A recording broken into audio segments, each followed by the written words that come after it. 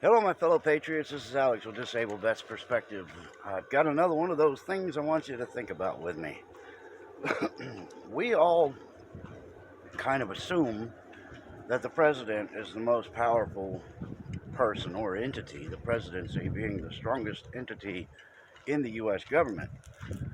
But that is not true. He is he's a CEO at the end of the table with all of the heads of the company that surround the table. And the reason I'm bringing this up is because I got thinking about something, and I know that's dangerous. When this thing starts thinking, it can go badly for a lot of reasons.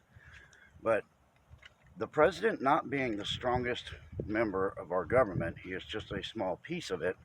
That's why we have all the chambers. But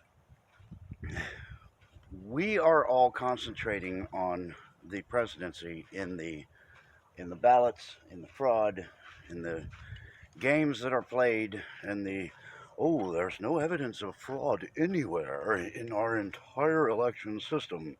Ignore the dead people voting, that doesn't count. So, none, absolutely nothing. But we also are thinking about the fact that the president isn't conceding the election, even though the media has declared Biden the winner. You know, everybody should listen to the media. They make all the final decisions.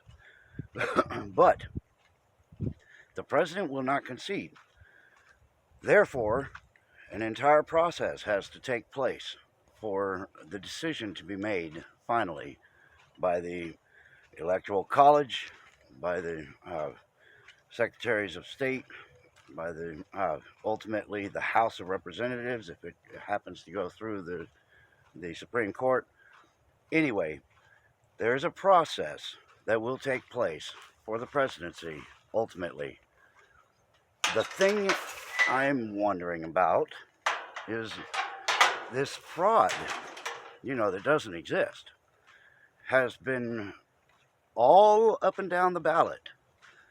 So the presidency being the top little bubble you fill in, or in some cases the only bubble you fill in, you have a whole bunch of people down below that person that are on the ballot. Well, here is what I've been building up to. The only way to really end an election is by conceding to the victor. Your opponent has been declared a winner. Not finalized, but declared a winner. And of course, the opponent gets up there and it was a good race. They were really competitive. I didn't mean it when I called him a screaming dipshit. It was politics. So I bow to my victor and I give him credit where credit is due. Congratulations on your win. Well, here's the problem. If I just got to spit on myself, I get so, worked up. Here's the problem. What about all of the fraud in the down ballot? How many of these people have just finalized their election process by conceding to the victor? How many? And once you have conceded and you have decided that you have lost your election, and then they find all the fraud, is there a redo? Can you do it over again? And I think the short answer to that is no. I believe, I may be wrong, and I hope somebody jumps in this chat in here and explains this one to me. But once you have conceded, can it be reversed? And if not, then what we are all doing is we're all concentrating on Mr. Big over here, even though he's not the biggest part of our government, and we're ignoring the down ballot tickets, which could be far more dangerous to the future of this country than any person that sits at the head of the corporate table. And, that's what people really have to think about. It's the it's the people that spend every waking minute of their life thinking of ways to control the masses so that they can put a bill here and make a law there, and you shouldn't chew bubble gum on Thursday evenings in Detroit, that kind of bill making, that kind of law writing. These are the people that have the power. Yeah, the president can veto, but if they get enough power, there's a remedy for vetoes, so they can go against the presidency. So I guess what I am really getting at is, how secure are we if we get President Trump, but then all of the down ballot races, all of your local municipalities, all of your mayors, your governors, your state legislators, while we're paying attention to the president, what about all those people that got ripped off too? And how much of a position have they established by using the same voter fraud that was used to try to screw the president? It's got to be one of those things to make you go, you have to think about this stuff, because there are problems that we're facing, even if we get the savior of the country, which, I think a lot of you forget that President Trump is not our boss, is not our savior. He is our representative in this representative republic. He is a top employee of our government. So people got to quit calling him the boss. He ain't the boss. He is the big man in charge of the corporation. We the boss. So anyway, I just wanted to get this out there because I think too many people are paying way too much attention to the fabricated distraction that is the presidency. That will work itself out.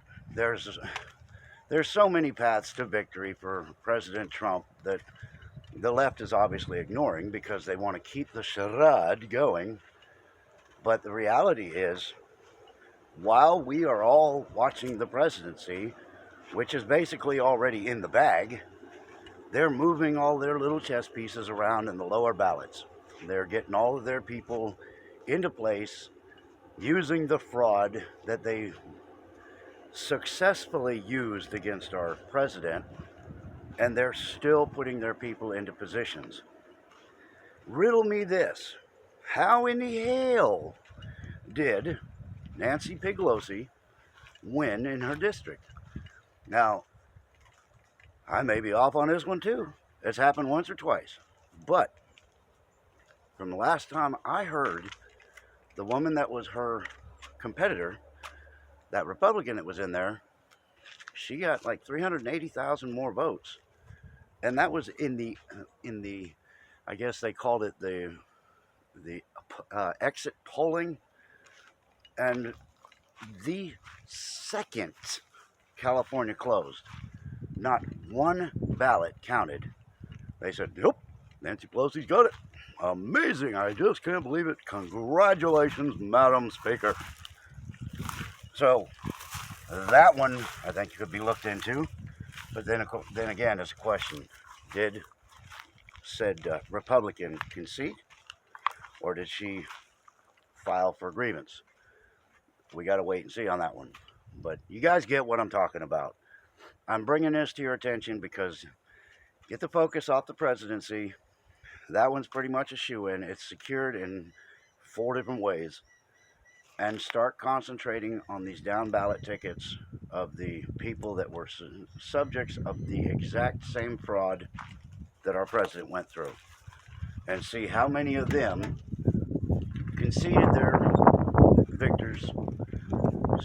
to their victors, and how many of them are contesting the results. Anyway, that's really all I got. Just, we all got to think. We all got to look into these little things because we get too much focus on something else.